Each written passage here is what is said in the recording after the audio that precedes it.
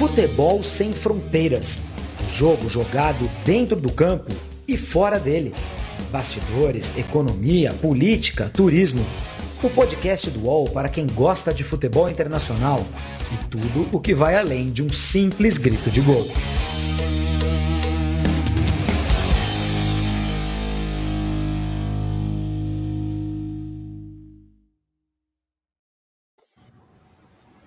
Olá, meus amigos, minhas amigas, eu sou o Júlio Gomes, este é o podcast Futebol Sem Fronteiras, a nossa edição número 3. Estou ao lado de Jamil Chad, hoje temos um convidado muito especial, Luiz Felipe Scolari, estará com a gente para conversar muito sobre a final da UEFA Champions League no próximo sábado. Filipão, como todos vocês sabem, foi técnico do Chelsea, enfrentou o City no começo desta era rica, desta era milionária do Manchester City. Vai ter muita coisa para falar com a gente sobre os dois clubes, sobre futebol inglês, sobre futebol europeu e sobre Portugal, sobre o Porto, a cidade que vai receber a final da Liga dos Campeões da Europa. Olá, meu caro Jamil Chad. Júlio, bom dia, boa tarde para todos vocês. Prazer estar contigo de novo. Um convidado mais do que especial que você citou, numa semana extremamente importante para o futebol europeu.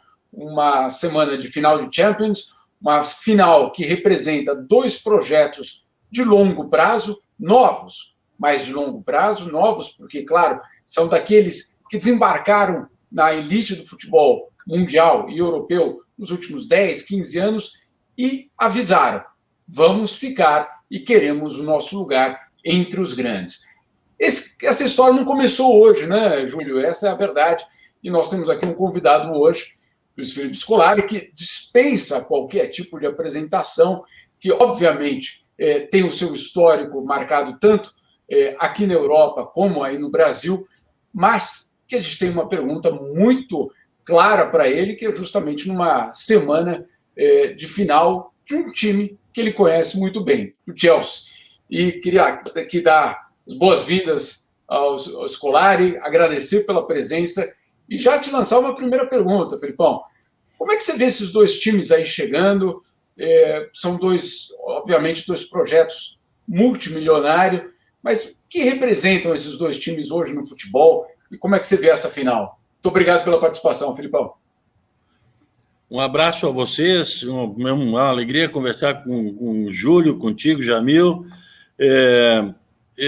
Eu vejo que Chelsea e City, como vocês falaram, eles têm projetos bem definidos e trabalhados há muito tempo atrás.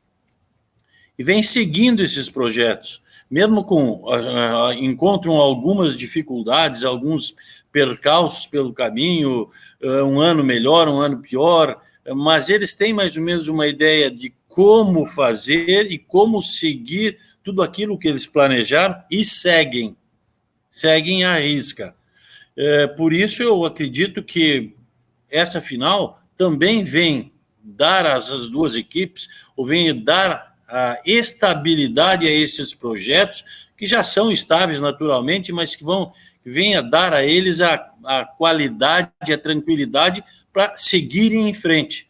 E são equipes espetaculares, são equipes que, mudando um pouquinho aqui, um pouquinho ali, são duas das grandes equipes da Europa no momento. Legal. Felipão, eu passei por Jamil antes de chegar em você, mas eu quero agradecer demais a tua presença, é um grande orgulho para a gente te ter aqui presente, né? Temos uma relação, eu, Jamil, com você também de muitos anos já, né? De muitas Copas do Mundo, né, senhor Scolari? De bastante. Copas do Mundo, de Eurocopas e por aí vai. A gente estava na Suíça, em Genebra, eu estava na casa do Jamil, inclusive, naqueles dias, quando foi anunciado que o Luiz Felipe Scolari seria o novo técnico do Chelsea, né? Estávamos no meio daquela Eurocopa. Eu estou com o meu copinho de água aqui hoje, é um copinho de recordação daquela Eurocopa 2008, né? Era um jogo Portugal e República Tcheca, se não me engano.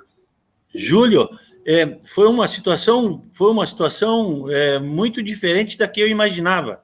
Eu estava muito feliz com a seleção portuguesa.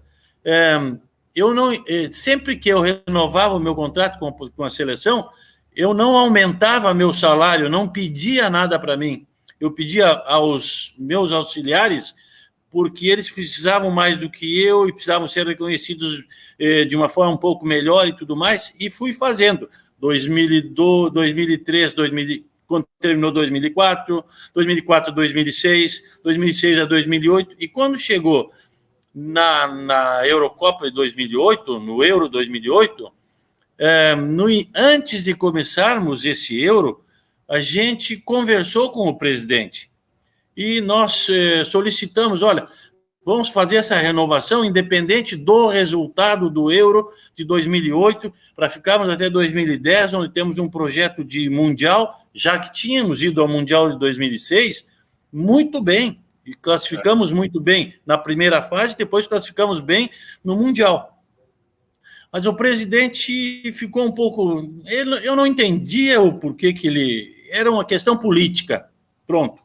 E aí ficou naquela dúvida, e aí quando surgiu essa oportunidade do Chelsea, através do Jorge Mendes, que era o empresário naquele momento, que trabalhava com esse detalhe, eu aceitei.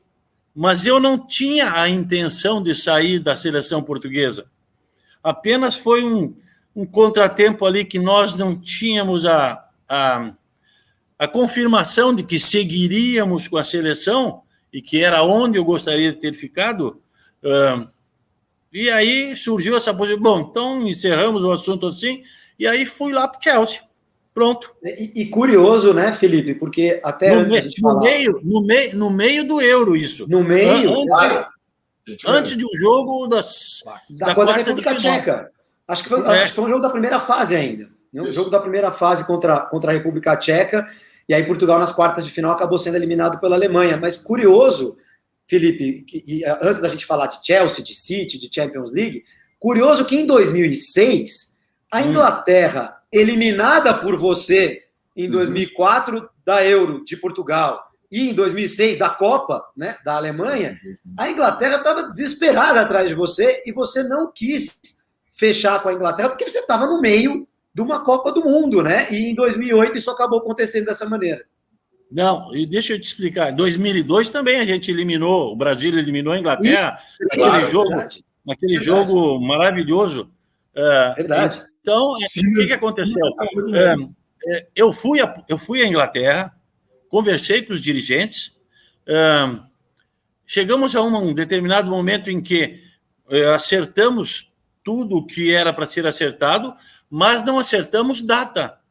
Por quê? Eu mostrei aos dirigentes da seleção de que no Mundial, que eu era técnico de Portugal, poderia, na segunda etapa, cruzar com a Inglaterra. Não ficaria uma... Sim. Como cruzou, né? Como cruzou. Mas o que aconteceu? Não ficaria uma situação ética correta. Não ficaria uma situação que um técnico poderia ficar muito exposto, porque se eu acertava com uma seleção e treinava outra seleção num jogo de uma contra a outra, num Mundial, é uma coisa assim absurda. Aconteceu. Então, quando eu pensei bastante sobre isso e vi que a seleção da Inglaterra, eles queriam, porque queriam que as coisas fossem encaminhadas de assinar um contrato, eu disse não. Claro, eu até hoje sou cobrado pela minha família, cobrado porque não fiz aquilo. Mas eu tenho consciência de que fiz tudo certo. E tenho consciência de que, fazendo isso, eu também mantive a minha palavra e o meu carinho, o meu aceite por Portugal, que era o país que me recebeu, depois de 2002, maravilhosamente bem. E aí declinei do convite que ninguém declinaria. Mas depois fomos ver, aconteceu o quê? Jogamos um contra o outro. Como ficaria? De que jeito eu teria? Como é que eu explicaria Qualquer resultado teria de ter uma explicação. Qualquer um. Vitória, qualquer um. Então não vale a pena, valeu a pena tomar essa decisão, valeu a pena eliminar a Inglaterra também nos pênaltis naquela oportunidade, e continuou a vida. Ricardo, mais uma vez, sem luva, né? Tirou a luva em 2004, naquelas quartas de final, né, de Euro, e na semifinal foi contra a Holanda, né? E depois, nas quartas de final da Copa de 2006, a semifinal acabou sendo contra a França, que é uma histórica pedra no sapato de Portugal. Fala, Jamil. Tem o Ricardo Coração de Leão e o Ricardo sem luvas. Você não ficava nervoso com ele sem luva, não? No primeiro momento, eu ainda disse, mas o que é que esse maluco está fazendo? Pelo amor de Deus, o que é isso? Aí alguém do meu lado disse assim, professor, acredito que seja para desestabilizar o atacante. Eu falei, que é desestabilizar? Ele está destabilizando a mim, tá louco? E o que aconteceu? O rapaz foi bater o pênalti e ele sai no canto certo e pega. Eu nunca mais investiguei se o Ricardo, em outras disputas de pênalti, tirou a luva também, ou se foi só nessas duas. Boa pergunta essa, né? Nunca mais, Júlio, eu sempre falo com ele, brinco, a gente sempre tá, quando eu vou a Portugal, a gente se encontra, ele agora, se não me engano, é comentarista de uma televisão aí em Portugal, e a gente se encontra, bate papo, a gente fala, tu era maluco, Ricardo? Professor, não sei o quê, a gente brinca bastante, mas não sei se alguma decisão por pênalti, depois ele fez a mesma coisa. Aliás, daquele teu time de Portugal lá, todo mundo virou comentarista, técnico. Quando eu estive lá agora no ano passado, estava lá o Costinha de técnico, Jorge Andrade comentarista, todo mundo virou analista de futebol. Em Portugal estuda-se muito futebol, né, Filipão? Mas eu quero abrir aqui o nosso papo de Champions League, né? Final sábado, final no Estádio do Dragão. O jogo ia ser em Istambul, né? O Jamil cantou a bola aqui no nosso podcast Futebol Sem Fronteiras, que esse jogo não aconteceria em Istambul, e mais uma vez Istambul acabou sendo empurrado, né? Sendo empurrada para o ano seguinte. Tinha toda a pinta de que seria na Inglaterra, também não tinha data para o Wembley estava ocupado nesse fim de semana, e Portugal, mais uma vez, salvando a pele da UEFA, Portugal vai receber o jogo no Estádio do Dragão, com 6 mil torcedores do Chelsea, 6 mil jogadores do Manchester City. Filipão, de um lado e do outro, a gente tem 2 jogadores que foram jogadores da tua seleção brasileira de 2014. Fernandinho, do lado do City, a gente não sabe se vai jogar ou não, mas foi um monstro na semifinal contra o Real Madrid, e o Thiago Silva, do outro lado, que deve ser titular do Chelsea. 2 jogadores, Felipe, que ficaram muito marcados aqui no Brasil por aquela Copa, e porque todo mundo fica marcado no Brasil quando se perde, né? Um é chorão, o outro é isso, o outro é aquilo, não está preparado, e que na Europa são, deuses, são caras extremamente respeitados, né? O Fernandinho, com a história que ele construiu, incontestáveis, né, Jamil? E o Thiago Silva saiu do PSG e foi chegar numa outra final de Champions League agora com a camisa do Chelsea. O brasileiro, a gente de uma forma geral, imprensa, mas o brasileiro torcedor de uma forma geral, precisa repensar um pouco essas avaliações, né, Felipe? Porque não é possível que 2 caras sejam tão mal vistos aqui e sejam tão bem vistos na Europa.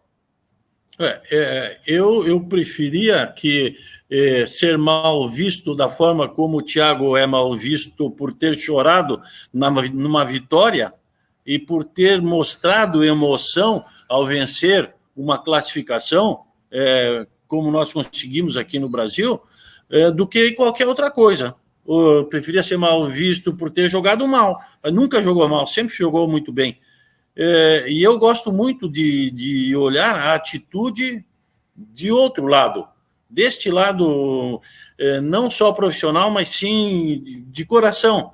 E o Thiago, algumas pessoas analisaram, tudo bem, mas ele continua a sua vida como jogador de futebol e cada vez melhor. Cada vez melhor. Então, aquela situação de ter chorado por ter vencido, e nós hoje, analisamos que em determinadas oportunidades o choro mostra uma parte nossa íntima que não conseguimos deter, mas que conseguimos mostrar ao público ou às pessoas que estão próximas, que somos de corpo e alma, que temos sentimentos. Então, eu prefiro o Thiago fazendo aquilo do que qualquer outra coisa, e o Thiago não, provavelmente fez que nem eu no episódio que nós perdemos para a Alemanha aqui, segue a vida, perdemos, fizemos o que foi possível, não deu, e pronto, o Thiago. Fernandinho, olha, no jogo com o Real, se eu não me engano... Isso, semifinal. Semifinal agora, jogou muito, fez aquilo que neste momento o futebol, em determinados clubes e determinados treinadores usam, que é aquela volta para recompor uma linha de saída de bola com o volante voltando para sair essa bola, ou o volante voltando para cobrir o zagueiro, que era normal em qualquer época, quando o zagueiro fosse dar o bote no atacante. O Fernandinho fez isso, eu assisti o jogo, em todos os momentos, e muito consciente. Pode ser treinado, ou pode ser também pela intuição do Fernandinho, com o tempo ele foi atingindo outras valências, e são jogadores excepcionais.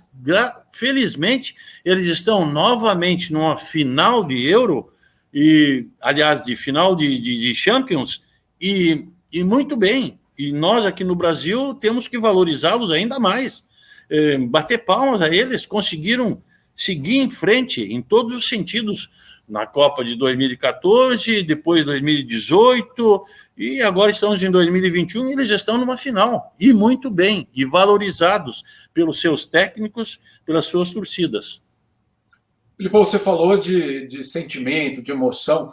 O Filipão, vamos dizer assim, até seleção brasileira, era o Filipão do mata-mata das Libertadores, né? O Filipão que vinha com toda essa emoção que você estava citando aí. Você acha que tem uma diferença entre o mata-mata da Libertadores e o mata-mata da Champions? Você acha que foi algo que ficou faltando para você no Chelsea, esse mata-mata da Champions? Como é que você vê essa comparação?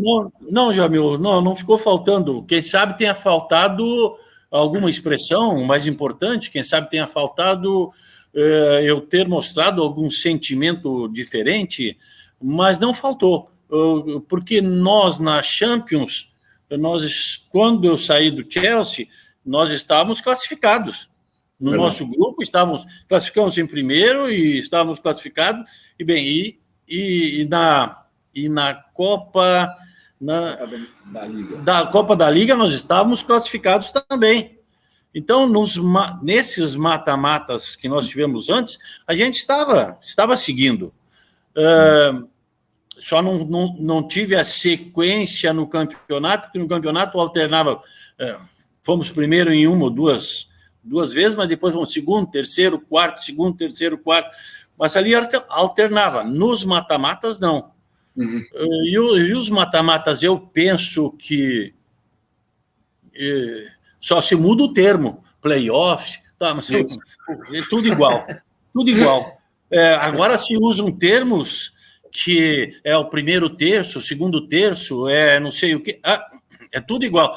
Se tu não ganhares, não adianta primeiro terço, segundo terço, não adianta nada. Tem que ganhar.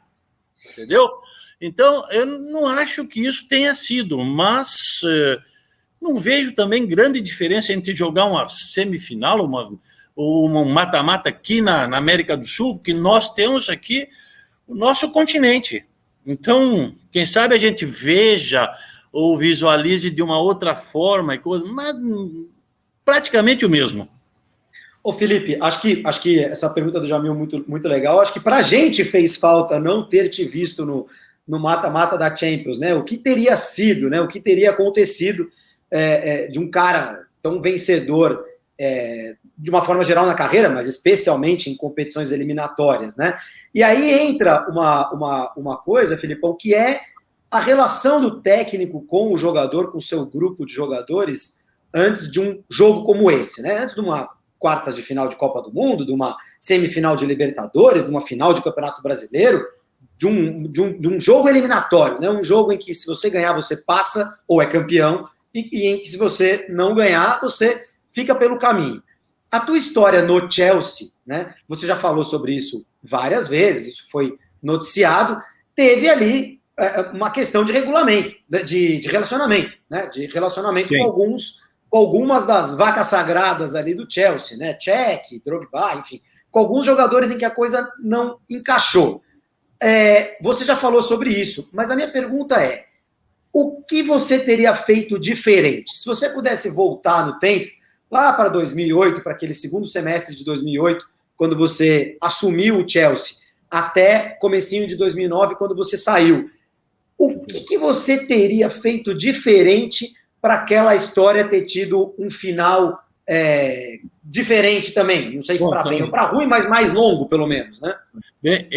O que eu teria feito diferente, que até hoje eu penso que errei, foi no sentido de ser um pouco democrático e no sentido de tentar me comunicar melhor com todo um grupo.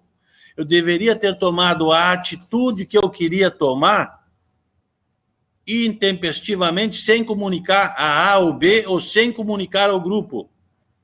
Porque o grupo reagiu de uma forma que não era aquilo que eu esperava. Ou seja, contestação de uma colocação de A e B, onde A e B eram importantes para a equipe. Mas cada um queria tomar uma posição. Eu deveria ter tomado a posição sem consultar ninguém, consultar, quem sabe, os meus colegas de comissão técnica, e acabou o assunto. Não, eu fui levar o assunto para discutir com todo um grupo. E quando a gente vai discutir com todo um grupo, torna-se um pouco mais difícil. E foi esse o meu erro.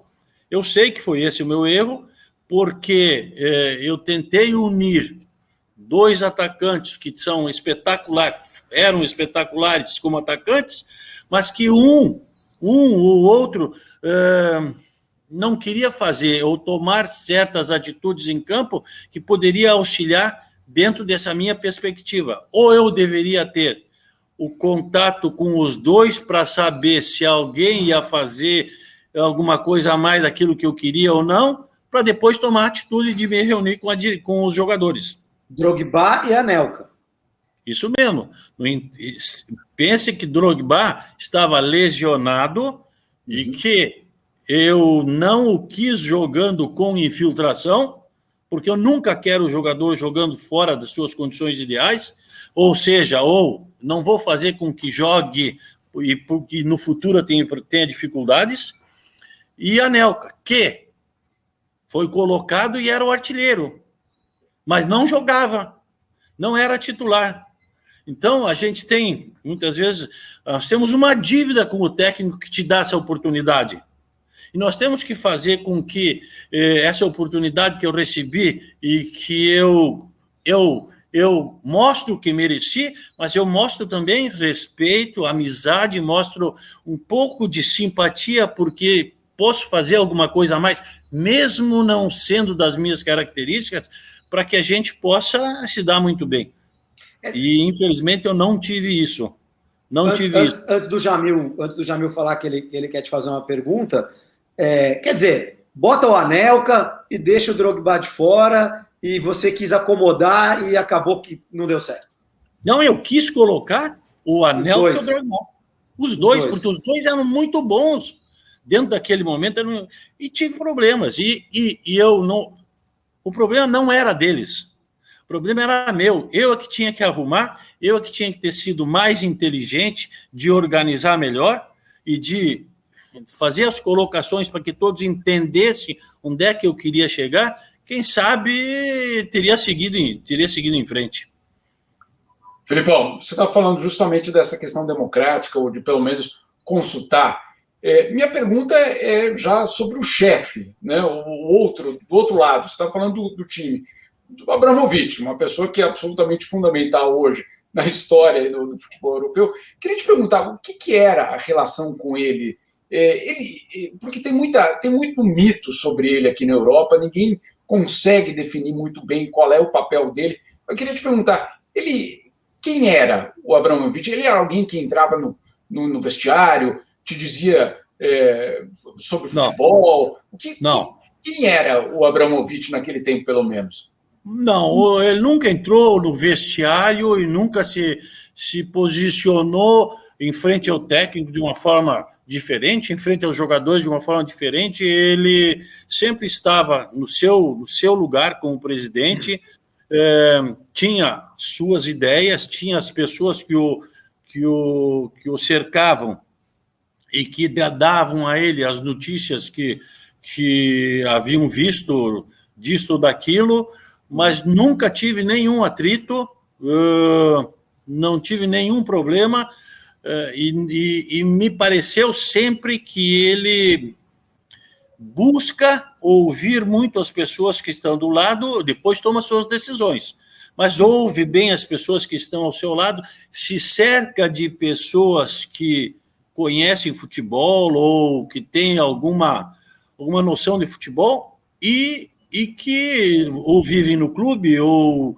vivenciam uma outra situação e passam a ele as informações necessárias, ou, se for necessárias ou desnecessárias, mas fazem o serviço deles também. Eu acho que ele tem, como presidente, uma situação e uma atuação muito tranquila, muito boa, muito linear, muito tranquila em relação aos técnicos e aos jogadores e ao seu clube, e aquilo que ele pretende para o Chelsea.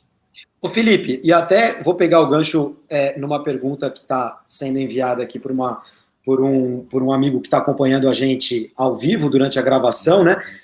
Ele está perguntando se você tinha acesso a ele. Essa é uma curiosidade. Você trabalhou em vários clubes grandes do Brasil.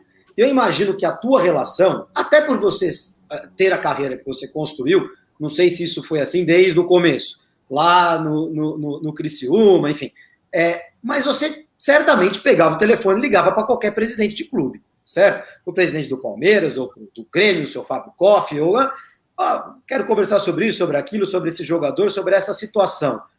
Como era com o Abramovich? Você conseguia ter acesso direto a ele? Eu lembro de uma vez que eu fui fazer um jogo em Londres da seleção brasileira, que eu estava andando na rua, perto do hotel da seleção, e passou o Abramovich. Eu reparei que era o Abramovich, passou andando a pé. E passou com uns 8 seguranças em volta. Claro, o cara é um multimilionário ucraniano, deve ter gente que, sei lá, quer matar o Abramovich. O Jamil pode contar melhor pra gente sobre esse tipo de situação. O cara andou na rua, ele andava na rua com um exército, né? A KGB em volta dele.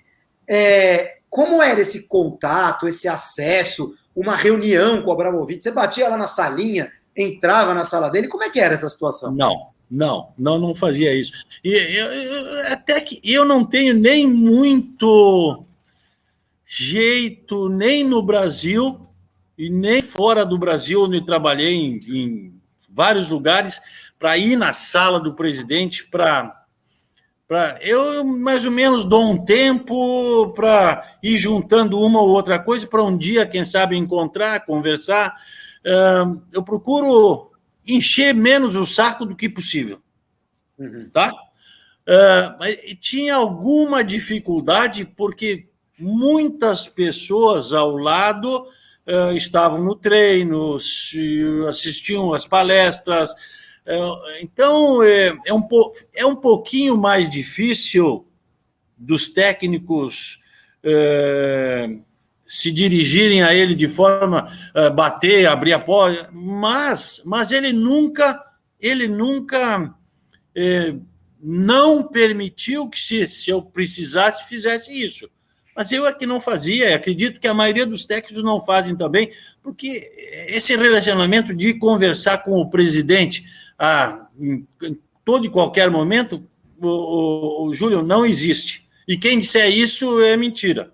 Eu tinha um relacionamento de pai para filho junto ao doutor Fábio, mas mesmo assim eu de vez em quando fugia. E ele, de vez em quando, fugia também de mim. Então, a gente sabe que, de vez em quando, é bom manter a distância. Ele não mantinha a distância por ser o presidente. Ele mantinha a distância porque era o presidente. Ele tem que manter distância. E eu sabia me posicionar razoavelmente bem. Então, eu acho que não foi isso que aconteceu de dificuldade que eu tive quando eu saí do Chelsea, não. E eu gosto dele e continuo tendo um bom relacionamento com ele, mesmo depois que saí do Chelsea. Visitei o Chelsea muitas vezes quando era técnico da seleção e fui otimamente recepcionado por todos, principalmente também pelo Roman. Não foi convidado para dar uma volta de iate alguma vez? Já fui convidado, sim, muitas vezes. Mas é que nem eu tinha, por exemplo, lá em Guangzhou. O meu chefe em Guangzhou tinha lá um iate, um barco espetacular. De vez em quando ele dizia, Felipe, eu vou para Hong Kong, vamos lá. Não é o meu lugar. Meu lugar é treinar, fazer as coisas corretas, ganhar o jogo, ganhar título e pronto. É outra situação que eu não vivo muito. Felipe, até sobre o Abramovich, tinha muita dúvida quando ele chegou no Chelsea. Ali vai ser alguns anos só, depois ele vai pegar o dinheiro, vai embora, vai deixar o time, etc. Está provando que não é isso, né? Ele está provando que ele veio, que ele colocou muito dinheiro, que ele continua colocando muito dinheiro, mas era mesmo para transformar o time. Algo muito parecido no City. Também muito questionamento, muita crítica inicial e um projeto que já dura aí 10 anos. Como é que essas pessoas mudaram o futebol europeu nesses últimos anos? Como é que você vê esse papel do Abramovich e desses outros magnatas ultramilionários? Jamil, eu tenho só uma coisa para te perguntar. Tu conheces melhor do que eu. Ninguém dá de graça. Sabemos disso. Ou seja, futebol gera mais para eles do que o que eles colocam? Gera bastante. Gera bastante. Conhecimentos neste país, naquele país, eu tenho meus investimentos aqui, eu tenho meus investimentos ali, eu tenho como fazer... Ninguém dá nada para outra pessoa de graça. E nem rasga dinheiro, né, Felipão? Não, ninguém. Portanto, eu não tenho bom coração, eu vou morrer e vou... Não. Alguma coisa tem que eu dou, eu faço, eu vi fazer muito pelo Chelsea, assim, mas eu não vi o quanto pode proporcionar, mas provavelmente algumas coisas voltam de forma diferente. Por isso... Isso, desculpe, Júlio, isso não é só aí na Inglaterra, não, é no mundo todo. No mundo todo, em qualquer lugar que eu trabalhei, eu vi isso. É por isso que o slogan deste podcast é o jogo por trás do jogo, porque quando a gente olha só para 11 cabras de um lado, 11 cabras do outro correndo atrás da bola, a gente não está vendo um monte de coisa que está acontecendo em volta. Eu sou Júlio Gomes, estou ao lado de Jamil Chad, nosso entrevistado desta edição número 3 do podcast Futebol Sem Fronteiras, Luiz Felipe Scolari. Filipão, algumas das coisas que você contou para a gente agora, né, sobre esse teu relacionamento com o Abramovich, e aí eu junto com um pouquinho com a experiência que eu tive lá na Espanha, vendo muito de perto o Luxemburgo, né? Me considero privilegiado de ter visto muito de perto a experiência do Luxemburgo lá no Real Madrid e atua logo depois no Chelsea.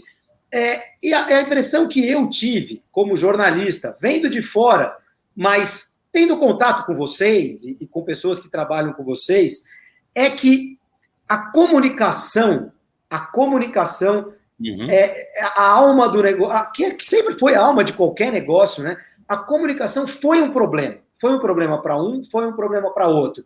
A questão do idioma, de você ter lá uma equipe multinacional, né, jogando, de jogadores, de bagagens culturais muito diferentes. É muito diferente a maneira como você conversa com um Deco, que foi teu jogador, e que é de São Paulo, e que, enfim, era teu jogador de seleção portuguesa também, e de um Peter Cech lá, da República Tcheca, que toca bateria, que fala russo e que faz outras coisas da vida, né? Quer dizer, essa comunicação. Você acha que a barreira da comunicação, Felipe, é a grande barreira para treinadores brasileiros que queiram ter sucesso no futebol europeu, antes de querer ir lá triunfar, o cara tem que talvez aprender mais idiomas ou ter uma experiência diferente com essas outras culturas para aí poder chegar num nível em que isso fique melhor equacionado? Acredito, Júlio, que essa experiência com outras culturas tu vai adquirindo normalmente. Posso te dizer isso porque eu estive em 7 países. Então, eu tive que me colocar nessa parte cultural e conhecer e ir me adaptando a esses lugares e fui me adaptando normalmente. O principal que eu tive problemas foi eu não poder falar, assim como eu estou falando contigo e com o Jamil, com os jogadores, ou me comunicar com a imprensa dessa forma natural como estou me comunicando.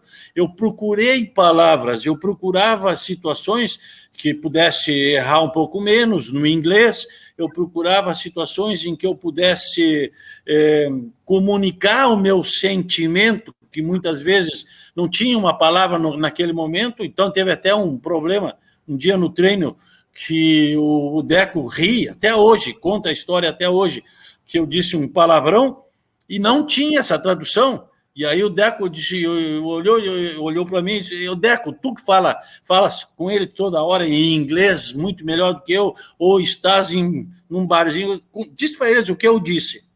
Porque é isso aqui, foi uma palavra. E aí, quer dizer, falta um pouquinho disso, sim. Não sei se para o Luxemburgo também se o Luxemburgo teve essa dificuldade, eu não posso falar, mas eu tive, sim, dessa comunicação como eu faço com vocês agora. Falar fluentemente aquilo que eu quiser falar, como eu quiser falar, dando a entonação que eu quiser e mostrando com minha mão, com meus gestos e coisa e tal. Porque, às vezes, as palavras não soam ou não têm a mesma entonação do que como eu estou falando com vocês. Então, eu concordo contigo que faltou, sim, e claro que se eu pudesse aconselhar os meus colegas do Brasil, eu diria para eles, vão se preparando cada vez melhor para ir para uma Inglaterra, para ir para uma Europa, para a Inglaterra, para ir para uma Espanha. Quanto mais tiverem condições de se preparar, quanto mais falarem fluentemente, porque no campo, Júlio e Jamil, no campo, tu coloca as estaquinhas, coloca aqui como é que tu quer que jogue, como é que tu quer que movimente, e ok, stop, aqui, ali, pá, e tu vai conseguindo, isso aí não é problema. Mas esse tipo de... E eu tive mais um problema, Júlio e Jamil. Quando o Brendan foi embora, o Brendan Rodgers, hoje técnico do Leicester, espetacular, pessoa maravilhosa. Quando ele foi embora, eu comecei a ter umas dificuldades a mais. Então, porque você precisa, se você não domina o idioma da turma ali, você vai precisar de pontes, né? E se essas pontes não estiverem extremamente alinhadas, a comunicação, o telefone sem fio, né? Vai ficando ainda pior, né? É isso mesmo. Você deve ter tido um monte de casos de telefone sem fio, né? Você queria falar uma coisa pro cara e chegava outra nele. Eu tinha determinado momento que eu falei dentro da sala que era assim, o assado, e 15 minutos depois já estava a pessoa que eu tinha dito que ia trocar de posição, sabendo e coisa e tal. Opa, então aí tu já começa a ter... Desconfiar. Então, com o Brendan, eu não... Entendeu? E depois a gente vai começando a ver algumas coisas, tendo mais conhecimento, mas tu não tens o repertório que agora eu tenho para falar com vocês. E aí fica difícil. Não à toa o Brendan Rodgers, hoje técnico do Leicester, quase classificou o Leicester para a Champions League. E também é diferente, né, Felipe? Você falou dos países por onde você passou. Diferente um técnico brasileiro, campeão do mundo, que chega na China, num mercado desses, em que o tradutor não vai ousar te puxar o tapete, né? Ousa, Júlio. É? Até nesses lugares, é? Ousa. Na China, num determinado momento, eu dei uma pedalada num atacante, muito bom, por sinal, e eu disse, é isso, e eu levantava a mão e falava e coisa e tal, e eu via o meu tradutor falava assim, quando terminou a coisa, eu disse assim, vem cá, eu não te disse que tu tem que traduzir meus gestos, eu não te disse que tu tem que traduzir a minha raiva, não te disse que... Ele falou assim, chefe, vai se acostumando, aqui na China tem hierarquias. Eu não quero saber de hierarquias, eu quero que tu traduza. Não posso. Então aí eu tenho que começar a fazer um outro trabalho para cientificar o meu grupo de jogadores que quando eu estiver brabo, o tradutor vai estar brabo. O tradutor vai fazer o meu gesto com o dedo, assim com o dedo, não é porque que ele vai... Então, a gente vai aprendendo a cultura. Só que, claro, na China é mais fácil para mim também, porque é menor o clube, as dimensões do Chelsea para o Guangzhou. O Chelsea que fez um amistoso. O Chelsea que fez um amistoso quando eu fui para o Chelsea com o Guangzhou e ganhou de 4-0, lembra? Aliás, para quem estiver acompanhando a gente no YouTube, eu estou mostrando aqui a credencial, porque eu era um dos pouquíssimos, um dos raros jornalistas acompanhando a estreia do Filipão com o Chelsea, 23 de julho de 2008, Chelsea contra o Guangzhou, o time que, olha só, o Filipão viria a treinar. Esse jogo foi em Macau, né? É, isso mesmo. Depois voltei aí em 2014 ao Guangzhou, 2015 ao Guangzhou, e aí eu disse, olha, eu já conheço vocês.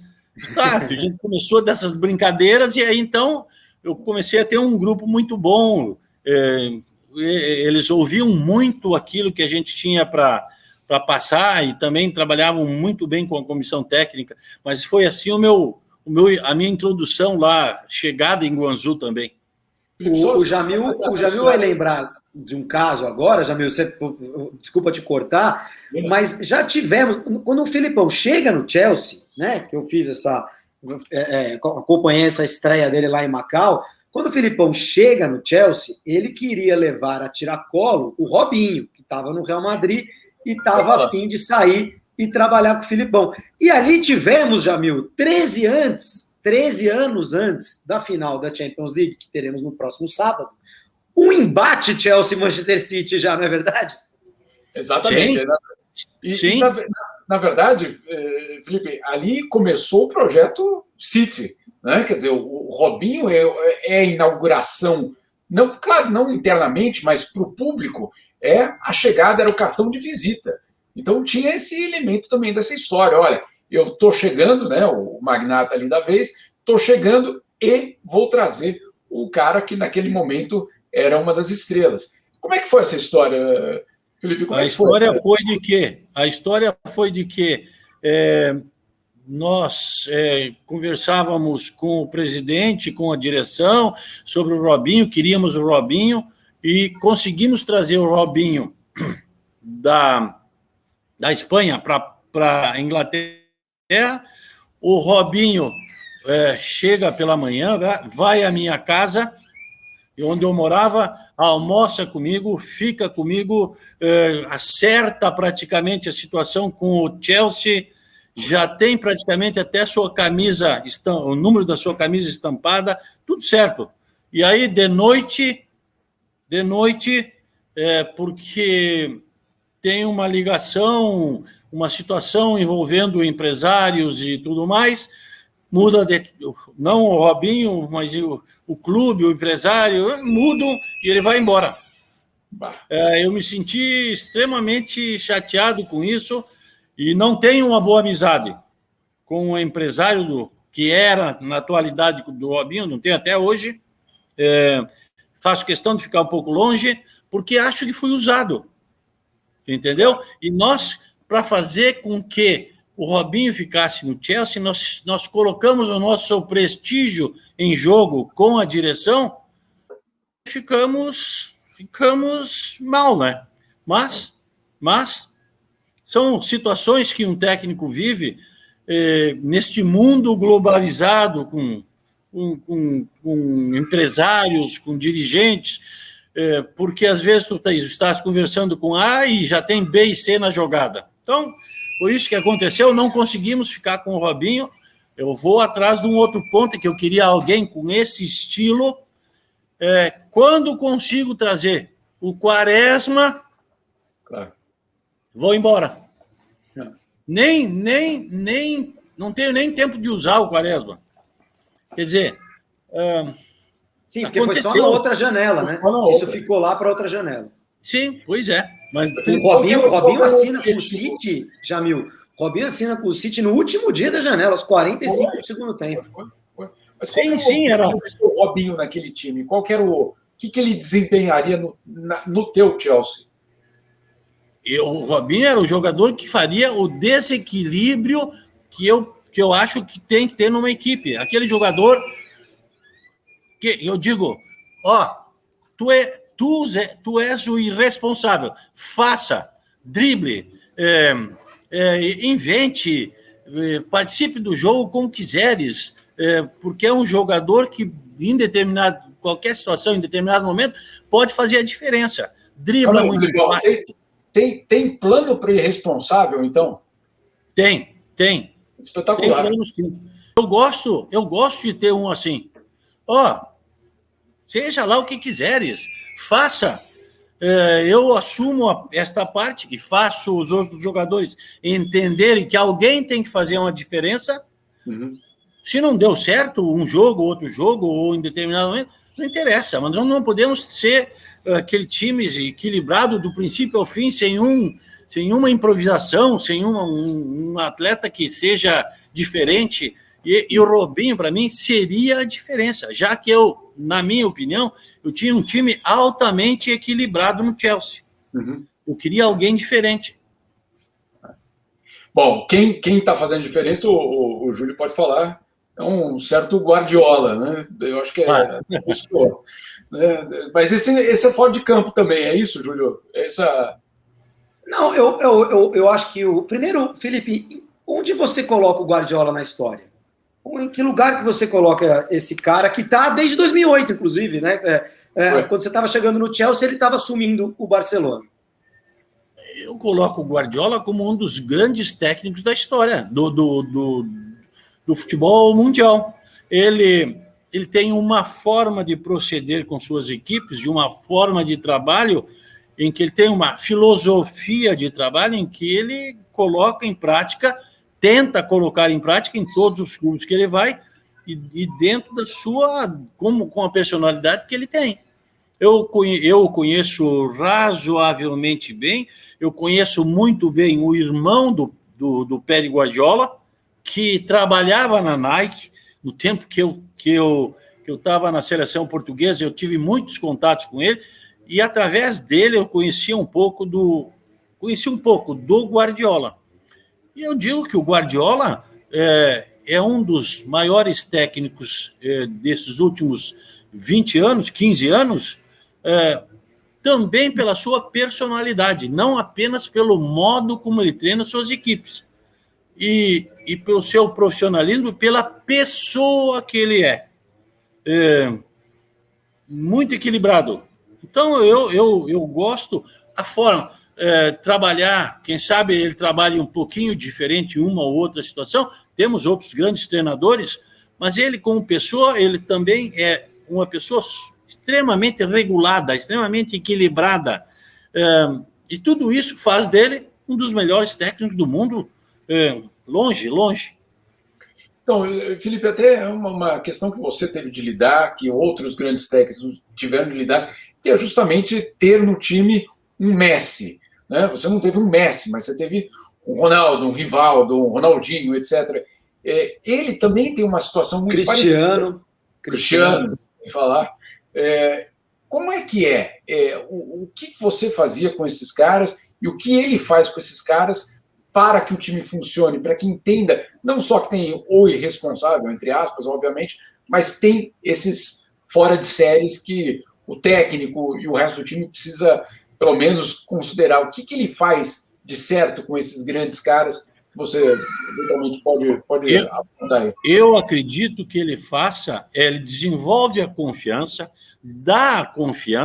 dá personalidade a esses jogadores que já têm muita personalidade, mas dá a eles essa personalidade a mais que eles precisam para que eles errem e façam bom ou errado, e dá ao grupo o conhecimento do que esses jogadores podem fazer pelo grupo e do que o grupo pode fazer para que, auxiliando esse jogador, ele seja o desequilíbrio em muitas oportunidades. Acredito que ele tenha esta capacidade de conseguir passar isto nas suas equipes, aos seus jogadores, e isso faz das suas equipes também equipes espetaculares.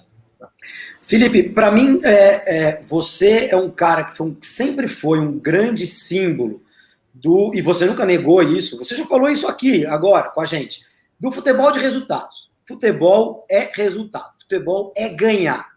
Né? Ganhar. Bonito, Júlio, é ganhar. Bonito é ganhar. Pode ficar bravo. Olha, quem quiser ficar bravo comigo, fique. Quem quiser me criticar, critique. Bonito é jogar bonito e perder. Mentira. Bonito é jogar e obter os resultados, obter aquelas conquistas que tu imaginas para a tua equipe. Não, perfeito. Eu quero pegar esse gancho, porque você não nega isso, né? Tem técnico que nega, que reclama, que fala que só é julgado, que é demitido porque perdeu, não sei o quê, papapá. Você não nega. O teu slogan sempre foi esse. Bonito é ganhar. Agora, de uns anos para cá, e eu acho que o Guardiola ele foi o símbolo maior disso, passou-se a tratar o futebol também dessa forma mais estética, filosófica até. Estética sempre foi discutido aqui no Brasil, né? Jogar bonito, 82 versus 94, jogar bonito e perder versus jogar feio e ganhar, e por aí vai. Sempre houve esse debate no Brasil. Mas eu acho que o Guardiola, ele trouxe uma questão filosófica, que é... Júlio, jogar bonito. Então, a seleção de 2002, uma maravilha. Jogou 7 jogos, ganhou 7 jogos. Teve um outro jogo que não jogou bem. Foi bonito, ganhou. Quer dizer, eu entendo que estética, eu entendo que beleza no jogo de futebol. Perdeu, nunca mais tu vai falar disso. Não ganhou. Tá lá o resultado. Essa é a minha filosofia. E o Guardiola, eu sei, ele quem sabe esteja mudando em algumas coisas, mas ele também é cobrado por resultado, Júlio. Uhum. Sem dúvida. O que eu queria bater com você era justamente isso. Se essa conversa de estética, filosofia, de não simplesmente ganhar, mas de ganhar jogando desta maneira, de ganhar fazendo tal coisa, se isso te incomoda. E me parece que te incomoda. Não me incomoda. Eu não me incomodo, eu já estou terminando a minha carreira, ainda vou treinar, quem sabe, mais uma e duas equipes, mas eu preciso treinar as equipes, que as equipes pensem da forma de que vamos ganhar. O que é que temos que fazer para ganhar? Jogar desta forma, se em determinados momentos eu tenho que ganhar, para obter um resultado, eu preciso trazer 2 pontas para a marcação, eles que venham marcar. Eu preciso ter esse entrosamento com as equipes, porque senão a gente não vai conseguir só. Júlio, é muito bonito a imprensa falar em beleza, estética, perdeu, não tem como tu justificar isso para o teu torcedor. Então, eu espero que no jogo aí do Porto, que é uma cidade maravilhosa, tu conheces muito bem, né, Jamil e Júlio? Eu conheço bem também. Teríamos até que ter orientações tuas. Adoro. mas espero que tenha um bom jogo do Chelsea com o City, bonito, e coisa e tal, mas que depois defina-se de uma forma em que não só a beleza seja superior, mas quem tiver mais qualidade, vença essa partida. Claro que eu vou estar torcendo pelo Chelsea. Claro. Mas não vai ser muito fácil, não. Acho que vai ser, quem sabe, um dos jogos mais difíceis do Chelsea até o momento. Tomara que consiga, porque eu ficaria muito feliz com isso também. E que todos sejam bem recebidos, de que todos se comportem, Júlio e Jamil, porque nós estamos vivendo uma pandemia, pelo amor de Deus, que todos tenham noção de que é uma pandemia. É a primeira vez, quem sabe, que tenhamos em Portugal 12 mil pessoas no estádio. De outro país, né? De outro país. E que isso pode ser uma situação que gere algum desconforto futuro aos portugueses. E Portugal abre novamente as portas para que um jogo dessa magnitude seja feito. Então, tomara que todos entendam isso e que se comportem de uma forma normal para que mais tarde a gente venha a usufruir de melhores condições na vida para trazer outros eventos para Portugal. Felipe, você estava falando justamente de Portugal, era um tema que a gente queria colocar para você. Eu me lembro uma vez que você passou aqui pela Suíça, você dizendo que a tua família tinha permanecido em Portugal por um tempo. Continua? Continua. Eu tenho meu filho, minha nora, 3 netos. Dois homens e uma menina. E por causa dessa bendita pandemia, eu ainda não pude ir até Portugal. Embora, Jamil, eu tenho passaporte italiano ainda em funcionamento. Entendeu? Não é só o brasileiro, não. Mas eu vou agora, daqui uns dias, quem sabe, visitá-los lá. E espero que Portugal seja esse país que sempre foi comigo, com vocês, aberto, uma reciprocidade de amizade para todo mundo, e que possa abrir as portas sempre, como faz nesse momento também, para esse jogo importante. Na verdade, é a segunda vez que Portugal salva o UEFA, né, no caso. Agora, Porto especificamente. Você tem alguma recomendação sobre o Porto que você possa dar? Ou restaurante, ou local? Já comeste uma francesinha no Porto? Isso. Já, sim, depende. Maldosamente, como tu pensa, não. Senão eu chegar em casa, vou ser corrido. Mas eu diria que eu não tenho uma recomendação de um local. Todos os locais em Portugal, Porto, Lisboa, Algarve, qualquer lugar, é muito bom e a gente é muito bem tratada. As pessoas que forem ao Porto assistir ao jogo vão ser muito bem tratadas, porque Portugal recebe todo mundo muito bem. A francesinha, para explicar, é um sanduíche. Pão, eu sei. O sanduíche típico, um dos símbolos lá da cidade do Porto. Ô, Filipão, a gente está chegando ao fim desse papo espetacular aqui no podcast Futebol Sem Fronteiras, mas é o seguinte, você deu a dica que talvez nos próximos dias vá para Portugal, se for, vai cumprir quarentena lá, eu também, né? É uma obrigatoriedade, eu pretendo ir para Portugal em breve também. Onde o Filipão vai trabalhar? Será que temos o Filipão voltando para a Europa? Não, provavelmente não. Eu acho que os clubes, principalmente na Europa, estão buscando treinadores mais jovens, embora eu assista aos jogos hoje e com a minha comissão técnica eu tenho tudo que é de novidade para o trabalho aos 72 anos, como tem atualmente, mas tenho tudo que é de novidade, mas acho que os clubes na Europa, principalmente, estão buscando não a experiência, mas sim a jovialidade desses jovens que estão surgindo e tudo mais. Se alguém tiver interesse num técnico experiente, com conhecimentos, sim, e com uma comissão técnica ultramoderna e com todos os meios modernos que hoje o futebol exige, estarei pronto, naturalmente. Ou, quem sabe, eu vou ficar ainda algum tempo no Brasil, mas estou vendo aí algumas situações que surgiram e que poderão avançar ou não, mas com calma, com tranquilidade, porque nesse momento, Júlio e Jamil, a gente tem que cuidar um pouco mais também da nossa vida, porque vocês são jovens, mas eu tenho 72.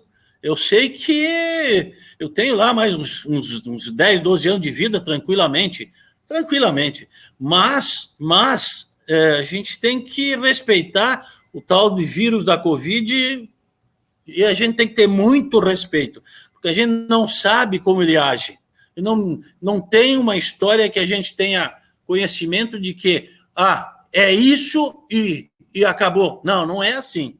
Não é assim. E as pessoas estão brincando com a vida. E eu não quero brincar com a vida. Eu ainda quero viver muito tempo, ver os meus netos viverem muito tempo, ir para Portugal, ir para qualquer lugar desse mundo todo onde todo mundo me trata muito bem, e ainda ter um tempo que eu possa dizer assim, conversar com vocês como estou conversando hoje.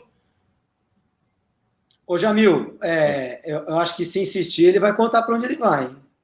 Eu não tenho uma situação estabelecida no momento. Não. Negociação, nada, zero, Filipão? Não, hoje eu conversei com uma pessoa até interessante, que a gente tem grande amizade, mas falava com tradutor ou sem tradutor? Sem tradutor. Sem tradutor. Sem tradutor. Português, só. Felipe, só uma questão ainda, até dessa nova etapa aí pós-pandemia. O ano que vem é como uma Copa do Mundo que vai ser finalmente um encontro do mundo, né?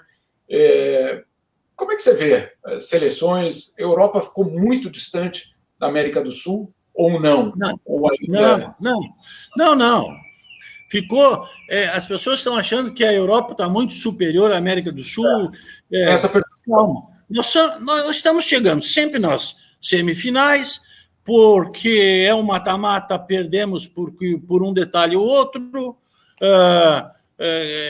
Estamos trabalhando normalmente como a Europa trabalha. Quem sabe a nossa safra de jogadores seja um pouquinho diferente. Quem sabe tenhamos que adaptar algumas outras situações aqui. Ou não sei. Eu não estou na seleção, não posso falar sobre isso, mas acho que no 2022 nós teremos entre os 4 finalistas 2 sul-americanos. Acho que teremos, sim. 2? Então, louco. Jogo rápido, porque eu sei que a bateria do Filipão está acabando. Jogo rápido. Já tomou vacina, né, Filipão? A bateria do Acácio, que eu estou aqui no hotel visitando o Acácio. Pois é, a bateria do Acácio está acabando, né? Para quem não sabe, o Acácio assessor do Filipão de longa data, o grande amigo Acácio Felliger. Já tomou vacina, Filipão? Já, as 2. Ufa, já tomei. Que bom. Já tomei. As 2 vacinas da Covid, a vacina da gripe, a vacina da pneumologia. Ou seja, bem cuidado, mas continuo com muitos cuidados. Máscara, álcool em gel, sem aglomeração. É isso. Olha o álcool em gel aí do Filipão. Então vai. Chelsea City. Quem ganha? Qual vai ser o resultado desse jogo? 1-0 para o Chelsea. 1-0 para o Chelsea. Jamil, qual é o teu palpite? Eu gostaria que fosse o do 1-0 para o Chelsea, mas eu acho que vai dar City. Eu acho que vai dar City, 2-1. Vou ficar com o City dessa vez. Filipão, Eurocopa, tá para começar. Qual é o teu grande candidato ao título? Não dá para dizer. A chave de Portugal é horrível, cara. É horrível. Mas podem passar 3 até. Hein? Passam 2, tá? No terceiro é história. Então, é horrível. Eu não tenho... Passa a primeira fase, aí vai acontecer como em 2008. Nós fizemos a primeira fase, vamos classificar em primeiro, porque nós vamos pegar o segundo da chave tal. A tal da Alemanha perde um jogo lá, não sei que jogo foi, fica em segundo. E nós não queríamos cruzar com a Alemanha, nós queríamos cruzar com o vencedor, com o segundo, que não seria a Alemanha, não sei quem seria daquela chave, que aí nós, hipoteticamente, passaríamos. Pronto, pegamos a Alemanha. E assim no Mundial acontece isso. Muitas vezes prepara-se alguma coisa, porque se a gente vencer os 2 primeiros jogos e tiver um resultado ali, o terceiro tu pode jogar uma situação, pode empatar, e aí pode pegar o primeiro e o segundo. É uma ideia que tu tens de que, para nosso futebol, melhor será enfrentar isso aqui. No fim, acaba sendo que nem é bom a gente preparar tanto, porque não se sabe o que vai acontecer do outro lado. Mas eu acho que nós vamos chegar, nós, sul-americanos, chegaremos aliás, não no Mundial, na Eurocopa, eu acredito que nós, portugueses, as tradicionais vão entrar entre os 8. Eu acho essa seleção de Portugal atual, olha, tem até mais jogador bom do que aquela tua. Realmente é uma geração espetacular. Jamil, que papo maravilhoso, mas acabou, meu caro. Não, daqui a um mês a gente convida de novo e ele conta pra gente para onde ele vai. Muito bom. Tá bom, combinado. Tá bom. A satisfação é minha, Jamil e Júlio. Estou extremamente feliz por ter conversado com vocês e deixar um grande abraço a vocês e a todo mundo aí na Europa. Muito obrigado, Felipe. Obrigado mesmo por estar com a gente aqui, por falar de um assunto que você entende tanto, que é justamente esse futebol europeu, clubes e seleção, e também de dar algumas pistas aí sobre o que pode acontecer justamente com esse futebol hoje. Espetacular, obrigado mesmo. Até a próxima. Estaremos por aqui. Tá bom, um abraço. Obrigado, Luiz Felipe Scolari, obrigado, Jamil Chad. Esse foi o podcast Futebol Sem Fronteiras e a gente volta na semana que vem. Futebol Sem Fronteiras. Jogo jogado dentro do campo e fora dele. Bastidores, economia, política, turismo. O podcast do UOL para quem gosta de futebol internacional e tudo o que vai além de um simples grito de gol.